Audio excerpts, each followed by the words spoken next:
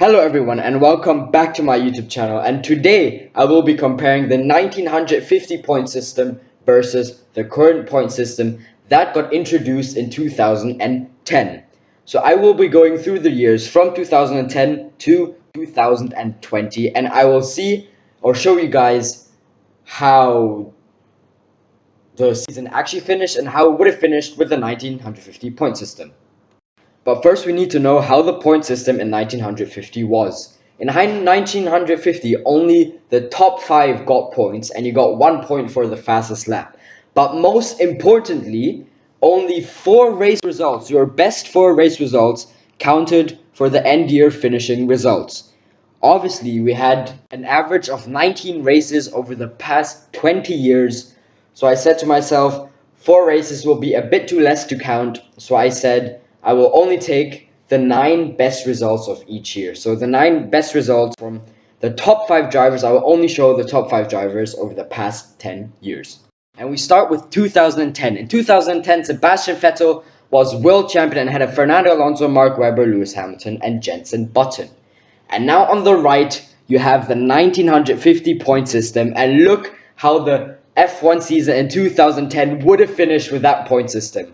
We would have had another world champion. Fernando Alonso would have been world champion with 65 points. And Sebastian Vettel, Mark Webber, and Lewis Hamilton all would have been equal on 63 points. Obviously, Vettel got more wins than Webber. Webber got more wins than Hamilton, so that's why it is in that order. And Jenson Button is all the way down in P5 with 55 points. But as you can see, with the 1950 point system, everything would have been a lot closer, and we would have been 3 drivers with the same amount of points in that year. And now for 2011, which is not as exciting. Obviously, Sebastian Vettel was world champion once again ahead of Jenson Button, Mark Webber, Fernando Alonso, and Lewis Hamilton. With the 1950 point system, Sebastian Vettel would have also been world champion with 75 points, a whole 16 points ahead of Jenson Button, who's in P2, but Lewis Hamilton would have been in P3 instead of P5 with 54 points, and Fernando Alonso and Mark Webber would have been equal on points with 51 points again. So yeah, Mark Webber with the 1950 point system would have dropped all the way down to P5, and Lewis Hamilton would have jumped up all the way up to P3. So that would have been great for Hamilton, obviously not so great for Mark Webber. And now we come to 2012, which was a close season. The race came down to the championship came down to the final race, final few laps. But Sebastian Vettel won the World Championship just with 3 points ahead of Fernando Alonso. Kimi Raikkonen in his Lotus got P3 ahead of Lewis Hamilton and Jenson Button.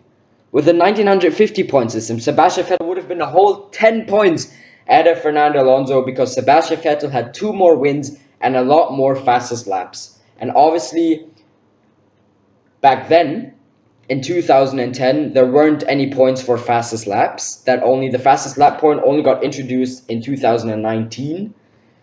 So yeah, Sebastian Vettel would have been world champion ahead of Fernando Alonso, but Jenson Button all the way up into P3 and Kimi Raikkonen all the way down into P5. So that would have been a huge switch there in 2012. And now 2013, the year where Sebastian Vettel absolutely dominated, 9 wins in a row. Sebastian Vettel in real life in 2013, he was world champion ahead of Fernando Alonso with more than 100 points, and Mark Webber P3, Lewis Hamilton P4, Kimi Raikkonen P5. But with the 1950 point system, obviously yes, Sebastian Vettel would have been world champion with the whole 79 points, and Fernando Alonso in P2 with 56. But Kimi Raikkonen would have been in P3. And remember, in 2013, Kimi Raikkonen didn't attend the last 2 races with Lotus. Because, yeah, you know the story. He got fed up with Lotus and then he left. Because we knew he didn't get paid for the whole 2 years. And Mark Webber would have been dropped down to P4. But Nico Rosberg would have been in P5 instead of Lewis Hamilton. Because Nico Rosberg, as you remember, in Mercedes, won 2 races instead of Hamilton's 1 race win with Mercedes in that year.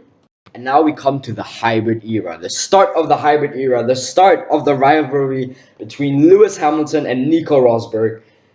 In 2014, Lewis Hamilton won the championship ahead of Nico Rosberg, Daniel Ricciardo in his Red Bull P3, Bottas in his Williams in P4, Vettel in his Red Bull in P5. With the 1950-point system, Lewis Hamilton would have won the championship with 10 points ahead of Nico Rosberg. Daniel Ricciardo would have still been in P3, Valtteri Bottas would have still been in P4, Sebastian Vettel would have still been in P5. So all in all, in 2014, it wouldn't have mattered which point system they would have taken. The end result would have been the same as you can see here. And now we come to 2015, Sebastian Vettel's first year in the Ferrari. Lewis Hamilton won the championship ahead of Nico Rosberg, Sebastian Vettel, Kimi Räikkönen and Valtteri Bottas.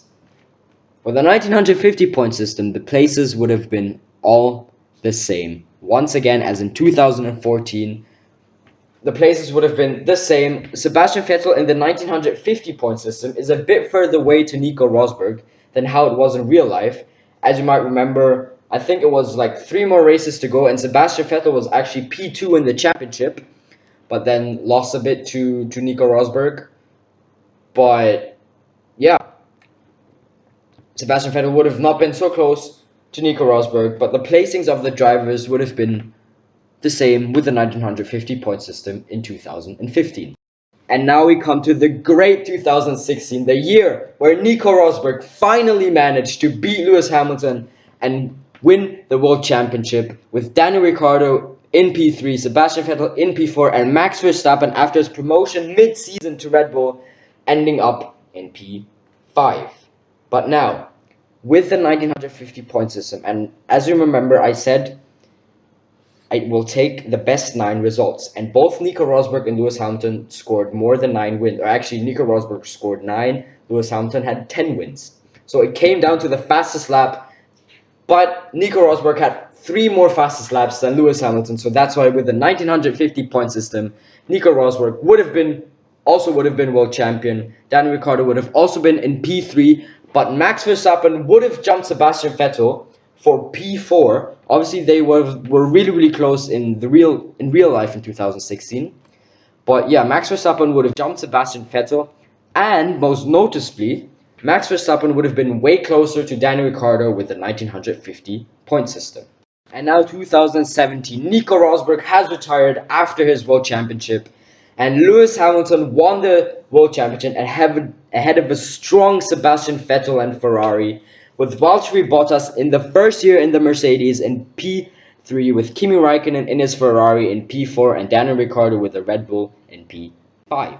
With the 1950-point system, Lewis Hamilton would have also been world champion ahead of Sebastian Vettel and Valtteri Bottas. Daniel Ricciardo, though, would have jumped Kimi Räikkönen for P4. Kimi Räikkönen would have fallen down to P5 with only a 1-point gap in the 1950-point system. Obviously, as you can see, in the real point system in 2017, there were only 5 points apart, which is not a lot because a win is obviously worth 25 points. So yeah, almost the same, except that Daniel Ricciardo jumped Kimi Räikkönen. And now we come to 2018, where the title for Ferrari would have definitely been possible, but a few mistakes did not allow that to happen, and Lewis Hamilton won the championship again ahead of Sebastian Vettel, but Kimi Räikkönen in his final year with Scuderia Ferrari finished in P3, the Drivers' Championship, ahead of Max Verstappen and Valtteri Bottas. But look how close they were in real life. Kimi Räikkönen 251 points, Max Verstappen 249, Valtteri Bottas 247. And surprisingly, with the 1950-point system, Valtteri Bottas, the man who didn't win in 2018 but got a whole 7 second places, would have finished in P3 with 56 points. Max Verstappen would have stayed in P4 with 54 points, and Kimi Räikkönen, noticeably and surprisingly, would have been dropped all the way down to P5 with only 47 points. That's a whole 9 points, more than 1 race win, behind Valtteri Bottas in the 1950-point system. And now we come to 2019, the first year for Charles Leclerc in a Mercedes. Daniel Ricciardo has left Red Bull. Pierre Gasly and Alexander Albon were the drivers for Red Bull in that year. And Lewis Hamilton won the championship comfortably ahead of Valtteri Bottas and Max Verstappen, with Charles Leclerc in P4 beating Sebastian Vettel in his first year at Ferrari. But as you can see, between Max and Charles, it was really close for P4. But in the 1950 point system, Lewis Hamilton would have obviously still been world champion, because in every season since 2014 he scored 10 wins or more. So obviously taking the best 9 results is obviously only wins and fastest laps. So Valtteri Bottas would have been in P2, Max Verstappen in P3, but Charles Leclerc and Sebastian Vettel would have been level on points in 2019. But Charles Leclerc would have taken that P4 because Charles Leclerc obviously had 2 race wins in that year in Belgium and the great win in front of the Tifosi in Monza. And Sebastian Vettel only won 1 race that year, which was in Singapore. So yeah, they would have been equal on points and only 3 points away from Max Verstappen with the 1950 point system. And now we come to the final year, the probably most weird year in Formula 1 history, 2020. And Lewis Hamilton obviously won the championship more than comfortably ahead of Valtteri Bottas and Max Verstappen in his Red Bull in P3, but extremely close to Valtteri Bottas in the real life in 2020. And Sergio Perez in his Racing Point in P4, Daniel Ricciardo, who was in the Renault in 2020 in P5. But with the 1950 point system, Lewis Hamilton obviously still would have been world champion. But Max Verstappen would have jumped Valtteri Bottas for P2 in the championship with just 1 point, 1 single point. Max Verstappen would have had 59 points and Valtteri Bottas 58. But Sergio Perez and Daniel Ricciardo stayed the same, but surprisingly, Charles Leclerc with the 1950 point system would have actually had 21 points and would have been in P6 instead of P8 where he was in real life in 2020. Obviously because I think he got 2 podiums, 1 second place and 1 third place. And Daniel Ricciardo also had 2 podiums, but only 2 third places. So that is the reason for that. But obviously Daniel Ricciardo would have still edged Charles Leclerc for P5 in the championship in 1950. And that was it, the 10 years with the 1950 point system. And on the left, you'll see how many world championships there were in real life for each driver. So Lewis Hamilton had 6 over the past decade with 2020. Sebastian Vettel 4, Nico Rosberg 1. With the 1950 point system, Lewis Hamilton would have still had 6, but Sebastian Vettel would have only had 3 world championships, and Fernando Alonso would have scored 1, with Nico Rosberg also scoring 1. So yeah, that would have been a hugely different story. But yeah, I hope you enjoyed this video. If you enjoyed, so please smash that like button. Let me know in the comments what you thought of this video. Thank you very much for watching. See you next time. Goodbye.